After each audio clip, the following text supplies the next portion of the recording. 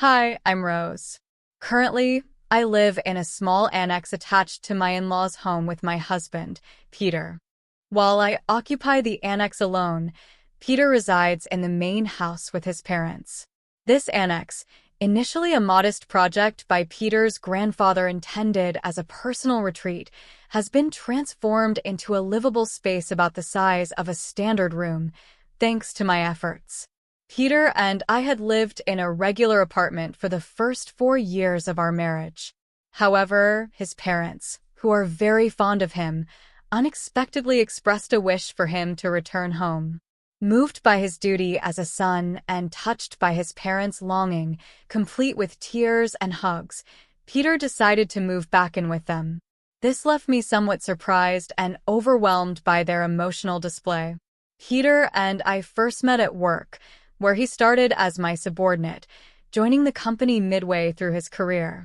We dated for 4 years while he lived at his parents' home, which seems to have deepened a sense of nostalgia and homesickness for him and his parents. Despite living on his own after our marriage, Peter's upbringing, characterized by considerable pampering and little involvement in household tasks, seemed to draw him back to the familiarity and comfort of his parental home. When I suggested we share the household chores, Peter seemed hesitant and admitted he had never really been involved in such tasks before. Despite my hopes to equally divide the responsibilities, Peter had never even considered taking part in them. I noticed a recurring pattern. Every time I tried to get him involved, he would feign interest momentarily, then quickly lose enthusiasm and conclude, "This isn't for me, Rose. You're better at it. You should just keep doing it." Both of us were working full-time, but as I held a higher position at my job, I felt a stronger urge to distribute the domestic duties. Yet trying to get Peter to contribute often ended up being more exhausting than just doing everything myself. Eventually, I found it simpler to manage all the tasks on my own. The dynamic in our home began to change when I switched to working remotely. Peter, initially surprised to see me at home every day, seemed to adjust to the new arrangement, or so I believed. Over time, however, it became clear that he hadn't fully understood what my working from home entailed. A few years into my remote work, Peter's parents made a sudden visit to our apartment, expressing their desire to live closer to him. Witnessing their emotional reunion made me feel isolated and confused. Eventually, respecting Peter's desire to be closer to his parents, we decided to move into their house. Throughout our relationship, Peter consistently chose locations near his parents, whether it was for renting an apartment or selecting a job. For me, since I was working remotely, the location had become irrelevant, but Peter's decisions often meant we had to uproot ourselves and even quit our jobs. Upon moving into his parents' home, Peter's mother warmly expressed her gratitude, saying, "Thank you for taking care of Peter all this time. From now on, I will take good care of him. Rose, please handle everything else." Initially, I thought this meant I'd be relieved from the daily chores related to Peter, but I soon realized her true intentions were quite different. My mother-in-law took it upon herself to cater to Peter's specific needs. She prepared special meals just for him, washed and ironed only his clothes, kept his shoes and belongings pristine, and purchased various personal items exclusively for him. Meanwhile, all other household chores, including cooking and laundry for Peter's parents and myself, became my responsibility. Despite my full-time job commitments, I found myself burdened with not only managing our daily tasks but also maintaining the cleanliness of the larger family home. This new arrangement left me feeling disheartened. Although this living situation seemed to bring joy to Peter and his parents, it offered no apparent benefits to me. My responsibilities seemed to have multiplied. During one cleaning session, my father-in-law came to me with a hesitant request. He looked apologetic as he said, "Rose, I have a favor to ask. Could you contribute some money?" I was confused and asked him to explain further. I asked him to explain further. He shared his difficulty in asking Peter to contribute financially, adding, "Peter has worked hard, and it feels challenging to ask him for financial contributions." This revelation added to the complexity of our living dynamics, highlighting the uneven distribution of both chores and financial responsibilities. Peter and I had previously agreed to share expenses such as our apartment rent and other living costs. However, during our shopping trips, Peter often persuaded me to pay for various items, including non-essential ingredients, alcohol, clothes, and accessories. When I expressed reluctance, he would react childishly, accusing me of being stingy. Despite these financial disagreements, I took some comfort in the fact that, aside from these issues, Peter didn't interfere much with my everyday life. This semblance of peace changed dramatically when we began living together at his parents' house. Unlike Peter, his mother actively disrupted my routine. She consistently interrupted my work from home, insisting that I prioritize household chores over my professional duties. She would even barge into my room and tug on my clothing, making it exceedingly difficult for me to concentrate on my tasks. Feeling frustrated, I brought up the issue with Peter, half expecting him to side with his mother. To my surprise, Peter listened attentively and promised to speak with her about the interruptions. I was hopeful for a compromise that would address both our needs. Little did I know that Peter's idea of a compromise was quite different from what I envisioned. It involved relocating me to the annex, a separate structure on their property, suggesting a new level of separation rather than integration. One day, somewhat jokingly, I approached Peter with a question about the annex, asking if I could demolish it and build a new house in its place. To my astonishment, he casually responded, "You can even demolish it and build a new house if you want." This casual remark opened up unexpected possibilities for our living arrangement, suggesting a level of autonomy I hadn't anticipated. Taking Peter's words to heart, I promptly began remodeling the annex to suit my tastes. As I cleaned, renovated, and changed the wallpapers, I noticed that Peter never once appeared to check on the progress. As I transformed the space, it became clear that Peter had no intention of living in the remodeled annex with me. This realization struck me hard. Within the family living trio, I was the outsider. There were times when I found myself alone at home, when they would go out to a barbecue restaurant, or during times I had to work late and missed communal meals. These outings, often orchestrated by Peter's mother, seemed deliberately planned. It appeared she might have been pushing for my exclusion, perhaps hoping I would leave her son. Despite these dynamics, Peter had given me complete freedom with the annex, and I seized this opportunity to make the space truly my own. I threw myself into DIY projects, installing new shelves and personalizing every corner. Interestingly, after I moved out, neither Peter nor his parents ever visited the annex. They must have been aware of the renovations, yet they showed no interest in my activities, reinforcing the feeling that I was no longer considered part of the family. Living away from the main house, especially without the constant presence of Peter's mother, I began to relish my newfound independence. It felt almost like living alone, which was surprisingly liberating. I found solace in the fact that residing in the annex kept her from interfering with my work.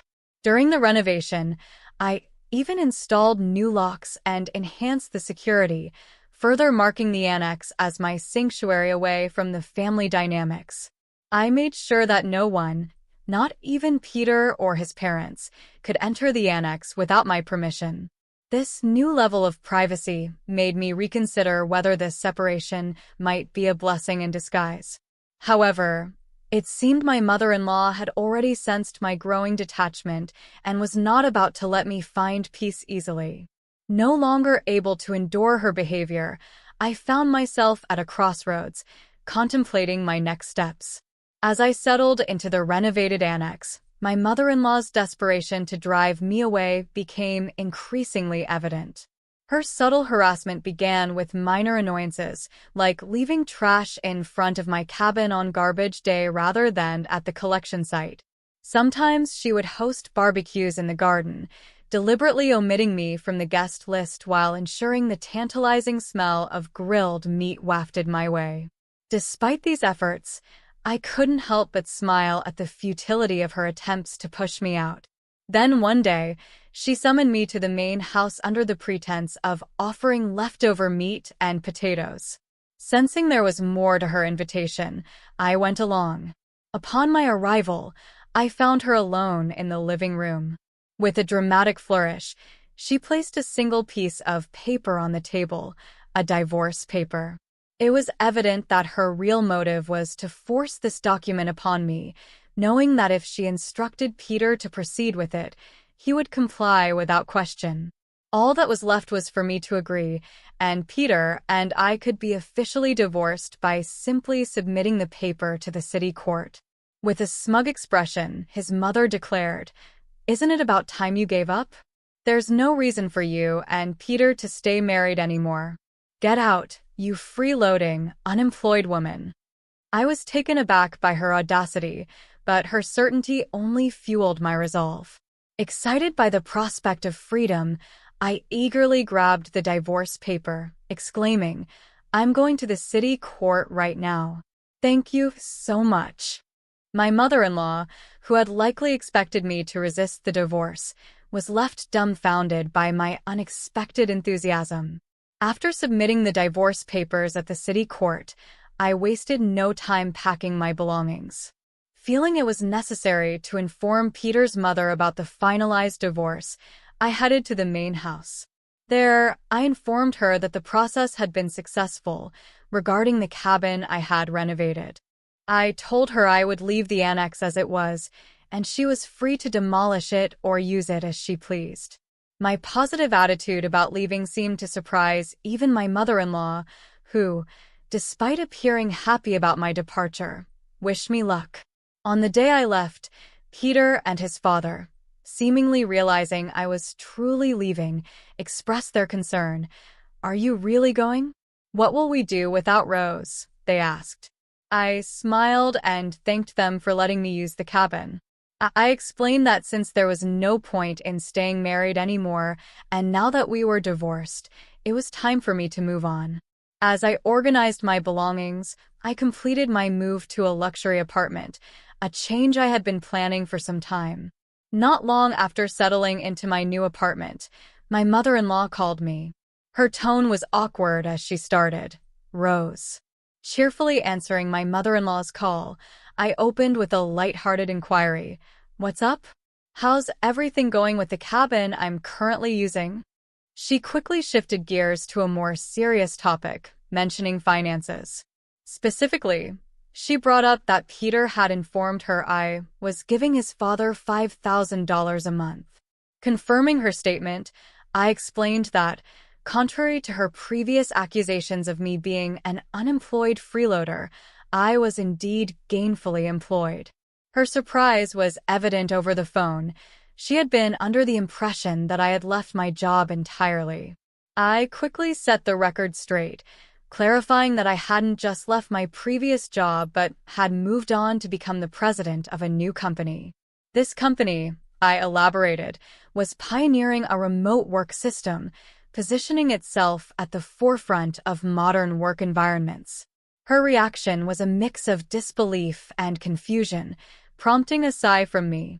It dawned on me that Peter, too, was in the dark about my professional ascent, which highlighted the distance between us not just physically, but in our perceptions of each other. Since moving in with his parents, it became clear he never fully embraced his role as a husband. She then inquired about my earnings, curious if my new role had also boosted my income. I offhandedly mentioned that it was roughly around $3 million.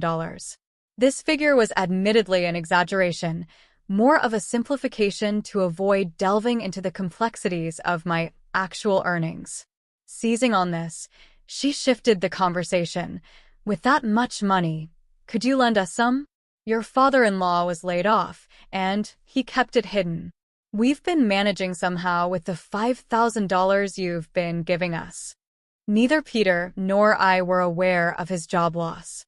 This revelation brought clarity to a previous conversation. I had a conversation with my father-in-law where he mentioned how pitiful it felt to ask his son for money. I now understood that his earlier words were a facade, likely a strategic move to elicit financial support from me, banking on the assumption that my superior professional position implied substantial wealth. This maneuver, while cunning, painted a clearer picture of the financial dynamics within Peter's family and their expectations of me. At our former company, they subtly maneuvered to extract $5,000 a month from me under the guise of shared expenses. In hindsight, I didn't mind too much at the time because it allowed me to live peacefully in the quiet cabin. But now, being divorced from Peter, I see no ties that bind me to his family anymore. When I mentioned this disconnect, my mother-in-law urgently pleaded, "That's not true. To me and Peter, you're still family. Please come back to us." I immediately declined, fully aware of the potential to be exploited once more. Re-entering a relationship with Peter offered no benefits. We were now strangers, and it was uncomfortable for them to still claim me as family, especially since they were the ones who pushed me out originally. I'm really enjoying my life on my own now. It feels much the same as when I was married, mostly living alone. The difference is that back then, I didn't spend money on myself, and $5,000 was siphoned from me every month. I much prefer my current life. With a firm goodbye, I ended the call without hesitation, puzzled as to why they thought I would ever return. For my mother-in-law, it must have been a last-ditch effort. In reality, Peter's salary wasn't impressive, and he had a consistent habit of avoiding responsibilities, often saying, "I can't do it," and passing tasks on to others. This trait, prevalent in both our personal and professional lives, rendered him unreliable, and he remained a regular employee without any salary advancements. Furthermore, with his father laid off and his mother a housewife, they struggled to maintain their large house and eventually had to sell it. Now, all three of them are living in the cabin I renovated. While it's just right for one person, it must be quite cramped and uncomfortable for three. Since then, I haven't given them much thought and continue to live my life peacefully, savoring the solitude and freedom that come with my new independence.